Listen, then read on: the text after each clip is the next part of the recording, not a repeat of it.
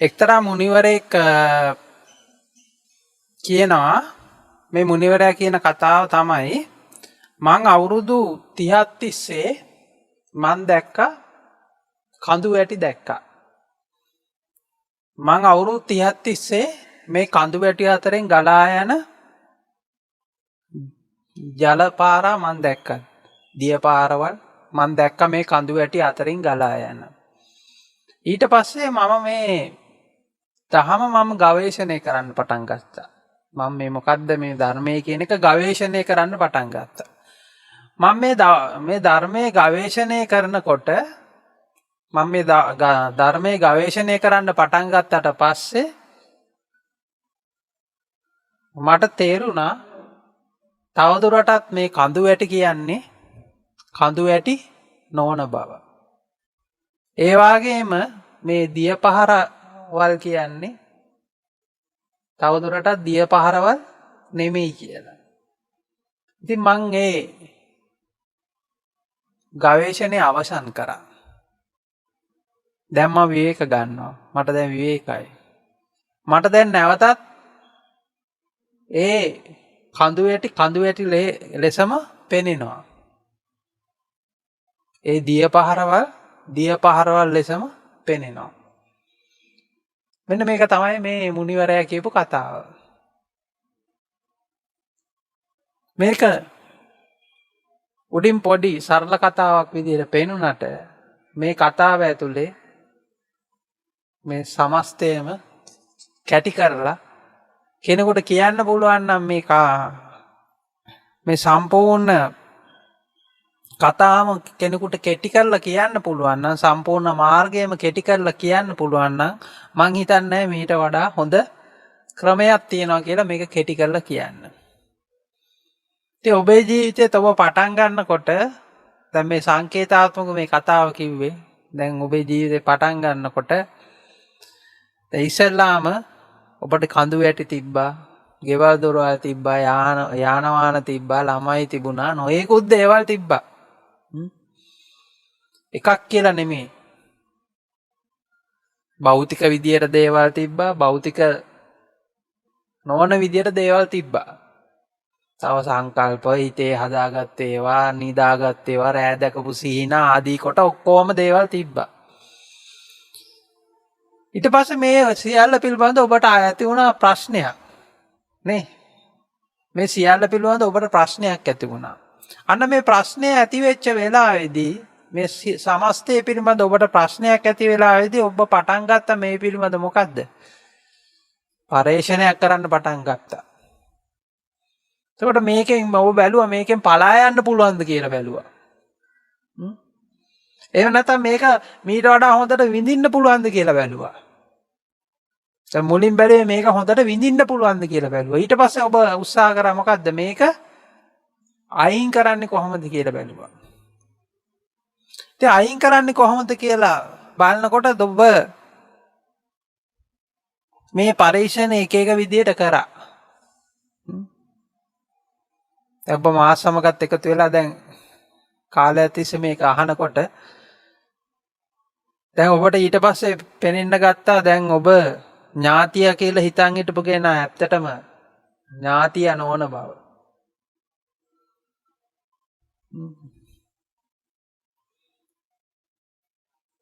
ඒ වගේම ඔබ ලෝකය කියලා හිතන් හිටපු එක තවදුරටත් මොකද්ද? ලෝකය නොවන බව. ඔබ ගස්වැල් කියලා හිතන් හිටපු දේ තවදුරටත් ගස්වැල් නොවන බව කියලා ඔබට තේරෙන්න ගත්තා.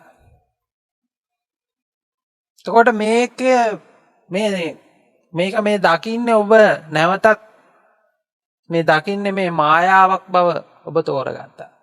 මේ මායාවක හිර වෙලා ඉන්නවා කියලා තෝරගත්තා. මේක මිරිගුවක් කියලා ඔබ තෝරගත්තා. ඒකට එක එක ආකාරයේ ඔබ පරයයන් පාවිච්චි කරා. එක එක ආකාරයේ ආයුධ පාවිච්චි කරා. හැබැයි දැන් එහෙම ආයුධ පාවිච්චි කරනකොට ඔබ එක තැනකදී මේක තේරුණා නම් එක තැනකදී ඔබට අර පාවිච්චි කරපු පරයයන් නුත් ඒ පාවිච්චි කරපු ඒ ධර්මයත් ඒකත් මායාවක් කියලා ඔබට සමහරට දැන් තේරිලා ඇති. සමහර නොතේරිලත් ඇති.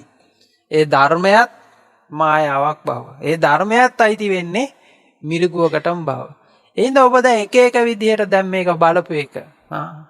ලෝකය කියන්නේ යථාර්ථවාදී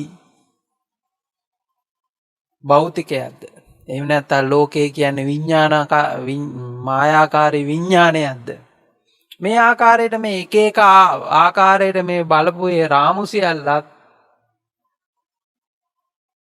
ඒ රාමු සියල්ලගේ බොරුව ක්‍රමයෙන් ඔන්න ඔබට අවබෝධ වෙන්න පටන් ගන්නවා. එතකොට මේ සියල්ල බොරුව අවබෝධ වෙනකොට ඔබ විමුක්තියක් ගැන ඔබ තිබ්බ බලාපොරොත්තුව තිබුණේ මේ යථාර්ථයක් පිළිබඳ බලාපොරොත්තුව තියෙනකම්. විමුක්තියක් පිළිබඳ බලාපොරොත්තුව ඔබට තිබුණේ මේ ප්‍රත්‍යක්ෂය පිළිබඳ බලාපොරොත්තුව තියෙනකම්. එතකොට ඔබට මේ ප්‍රත්‍යක්ෂය පිළිබඳව හරි එහෙම නැත්නම් මේ අවසානයක් පිළිබඳව හරි තියෙන බලාපොරොත්තුවේ තියෙන මුලාවත් වැටෙන්න ගන්නවා. ඒ වගේම ඔබට වැටහෙන්න ගන්නවා මේකෙන් පලා යන්න කියලා ඔබ හිතන එකෙත් මොකද්ද මුලාව ඔබ වැටහෙන්න ගන්න. ඉතින් මේ මුලාව ਸਰව සම්පූර්ණ විදියට මේ ධර්මයේ කියන එකත් ඔබට අතහැරෙනකොට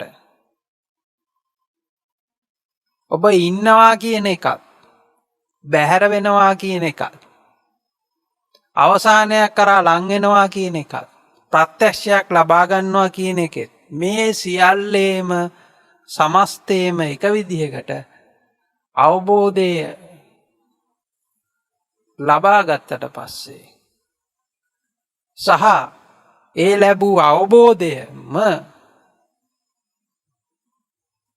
බොරුවක් කියලා දැක්කට පස්සේ තවදුරටත්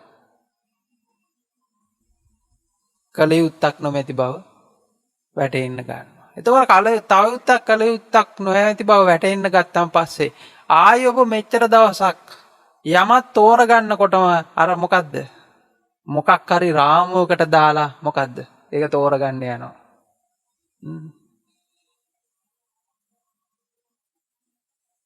මොකක් හරි ඒක රාමුවක් දාලා ඒ තෝරගන්න යන එකෙන් මොකද්ද අත මිදෙන්න පටන් ගන්නවා. එතකොට තියෙන ස්වභාවික ක්‍රියාවලියක් විතරයි. අර හුලං හමනකොට මොකද්ද? ගස්වල කොළ හෙලවෙනවා වගේ. ඉර පායනකොට මල් පිපෙනවා වගේ ස්වභාවික ක්‍රියාවලියක් විතරයි. මම මේ ස්වභාවික ක්‍රියාවලිය කියලා කිව්වෙත් එක්තරා විදිහක සාපේක්ෂක අදහසකින් ඒ වචන වලින් ඔබේ පැවසිය යුත්තා. එතකොට නැවතත් ඔබට කඳු වැටි ලෙසම පේන්න පටන් ගන්නවා. හැබැයි කලින් පෙනිච්ච කඳු වැටිය නෙමෙයි. දිය පහරවල් නැවතත් මොකද දිය පහරවල් ලෙසම පේන්න පටන් ගන්නවා. මේකේ නැවතත් ආයේ සොයන්න පරිේශණය කරන්න දෙයක් ඉතුරු වෙන්නේ නැහැ. සොයන්න පරිේශණය කරන්න දෙයක් ඉතුරු වෙනවා කියන්නේම ආයි ඔබ තව රාමුවකට දාලා මේක හොයන එක. හැබැයි මම මේ කියන එකෙන් ඔබ වරදවා වටා ගන්න එපා. කලයුත්ත සියල්ල අවසන් කරයි කියලා හිත ඔබට දැනෙන තුරු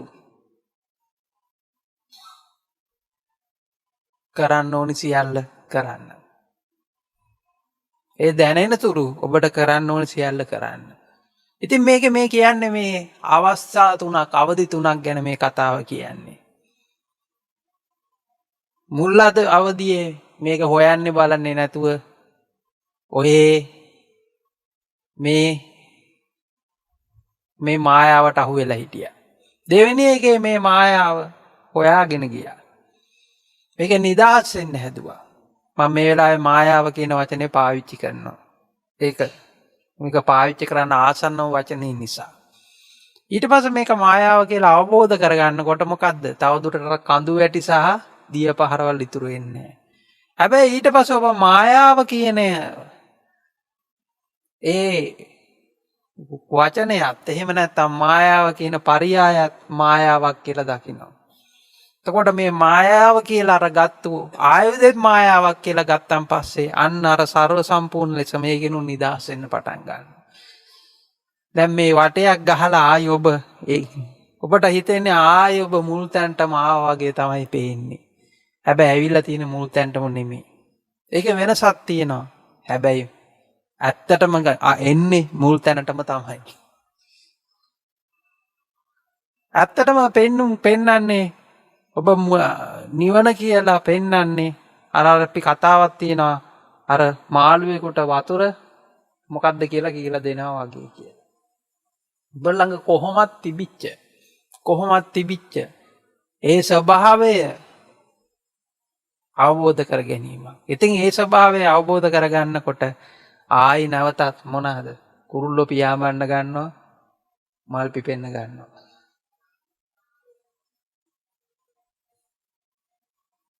කලිනුත් කුරුල්ලෝ පියාඹුවා මල් පිපුණා. පස්සෙත් කුරුල්ලෝ පියාඹනවා මල් පිපෙනවා. හැබැයි ඒක වෙනසකුත් තියෙනවා. ඒ වගේම වෙනසක් ඇත්තේ නැහැ. හැබැයි ඉතින් මේ මාර්ගයේ ඔබ ඉස්සල්ලාම මුලින්ම මේක අතහැරියොත් මේක වීරය කියන එකත් දෙයාකාරයි. මුලින්ම ඔබට විමුක්තිය පිළිබඳ වීරය තියෙන්නත් ඕනේ. විමුක්තිය පිළිබඳ අදහස තියෙන්නත් ඕනේ. පස්සේ තමයි තේරෙන්නේ මොකද්ද? ඒ තියෙන වීරයම තමයි විමුක්තිය වහන්නේ කියන එක. හැබැයි මුලින්ම විමුක්තිය පිළිබඳ වීරය මුලින්ම වහගත්තොත් ඒත් මාර්ගය ඔබට තේරෙන්නේ නැහැ. මුලින්ම වීරය අතහැරියොත් ඒත් තේරෙන්නේ නැහැ. මුලින් වීරයක් කරන්න ඕනි. දැන් ඔබ මෙතනට ඇවිල්ලා තින්නෙත් එහෙම වීරයක් තියෙන නිසා. හැබැයි ඊට පස්සේ ඒ වීරයම ඔබට මොකද්ද? නිවන වහනවා කියලා පේනවා. මුලින් පාලනයක් තියෙන්න ඕනි. පස්සේ අපිට පේනවා ඒ පාලනයම මොකද්ද? නිවන වහනවායි කියලා. ඒ පාලනයම අපිව නිවනෙන් දුරස් කරනවා කියලා අපිට පේන්න පටන් ගන්නවා. ඉතින් මේක මේ වගේ අර වචන වලින් ප්‍රකාශ කර නොහැකි දෙයක් තියෙනවා. දැන් ඔබ හුඟක් වෙලාවට කරන්නේ මේ කියන වචන උඩින් අල්ලලා ඒ විදිහට රඟපාන්න ගන්නවා. ඒ විදිහට රාමුගත වෙන්න පටන් ගන්නවා. ඉතින් ඒ රාමුගත වෙලා ඒ කියපු වචන උඩින් අල්ලා ගත්තොත් වෙන්නේ ආය අමාරු වෙනවා. දැන් මම මේ කතාව කිව්වොත් ආයි නැවතත් කුරුල්ල පියාඹනවා මල් පිපෙනවා කියලා නැවතත් දකින්නවා කියලා කිව්වොත් ඔබ ඒකේ ආයි දෘෂ්ටිගත වුණොත් මොකද වෙන්නේ? ආයි ඒක ඔබ දකින්න ඕනි. තවදුරටත් කුරුල්ලෙක් නොපවතින බවත් පියාඹීම කියලා දෙයක් නොපවතින බවත් මලක් කියලා දෙයක් නොපවතින බවත් මල් නොපිපෙන බවත් අවබෝධය කරගත්තට පස්සේ තමයි නැවතත් ආයි මල් පිපෙන්න කුරුල්ල පියාඹන්න ගත්තොත් තමයි ඒ අවබෝධය පූර්ණ වෙන්නේ.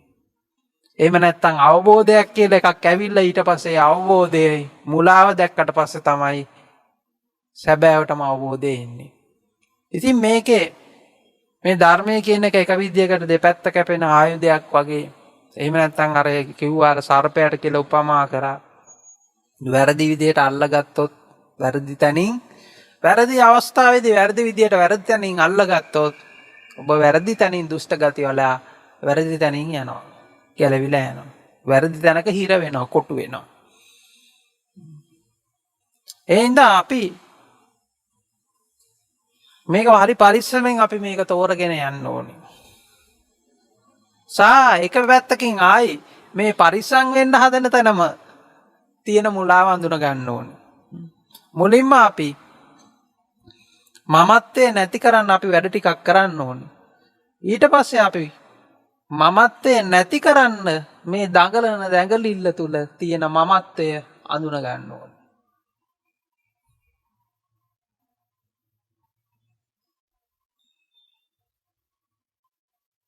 දැන් මේක තමයි ටිකක් අමාරු වෙන කාරණේ. දැන් කවුරු හරි කෙනෙක් කියනවා ඔබේ තුල මමත්වේ නැත්තම් ඔබේ ඇඳුම් ටික ඔක්කොම ගලවලා දාලා ඔබට ඉන්න පුළුවන් වෙන්න ඕනි කියලා. හරිද? දැන් මේ කිව්ව ගමන් කවුරු හරි ඇඳුම් ටික ඔක්කොම ගලවලා දානවා. එතකොට මොකද්ද කියන්නේ? අපිට හිතෙන එයාගේ මමත්වයේ දුරු වෙලා කියලා. නෑ. එයාට ඇත්තටම වෙලා තියෙන මොකද්ද? මමත්වය දුරු කරන මොකද්ද? මමත්වයේ හින්දා ඒක කරලා තියෙන්නේ. මේක අපිට පේන්නේ නෑ මේ විදිහට. දැන් මේ විදිහට හැම වෙලාවෙදීම මේ කොයි තැනකට හරි රාමුගත වෙන්න හරි කොයි තැනකට හරි හිර වෙන්න හරි මේ විදිහට බලනවා. ඉතින් ඒ සමස්තයේම තියෙන මුලාව එක පැත්තකින් අපි අවබෝධ කරගන්නවා. ඊට පස්සේ අපි මේක මුලාවයි කියලා අපි ගත්තු දෙයක් තියෙනවනේ. පස්සේ ඒක ආයි මුලාව මේකයි එහෙම නැත්තම් මොකද්ද? ඇත්ත මේකයි කියලා එහෙම වෙන් කිරීමක් පවතින්නෙත් නැහැ. ආයි අර ඔබ එක විදියකට පොඩි ළමයෙක්ගේ තත්යකටපත් වෙනවා.